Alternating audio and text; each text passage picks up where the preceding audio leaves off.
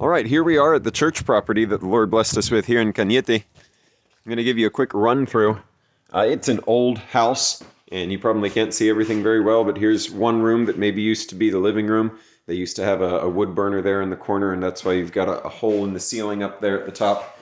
And over here, maybe you had a dining room because it's just a small little room there. It's got a little arched doorway. We are praying about, the pulpit would be where I'm standing now, and so you can kind of see into that dining room. I'm standing where the wood burner was in the living room, and we're going to take out that wall right there. I don't know if that used to lead into a bedroom or what the situation might be, but we've got some good space in here.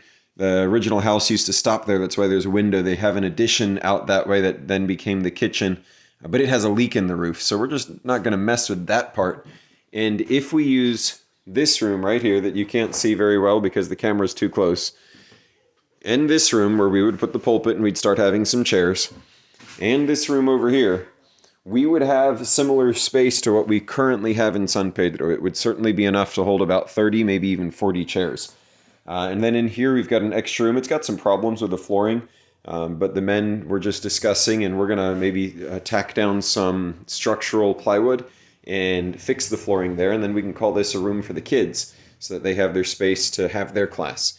And in here, it's an addition that was poorly done. It's got a lot of issues, but as far as we can tell, it may not have any active leaks, and so it might just be good storage. If we wanted to, we could put something like a kitchen in it, just a place to have some coffee or to prepare a snack or something after the service. I'm going to take you out back, and well, here's the addition of what used to be the kitchen, and it's in rough shape.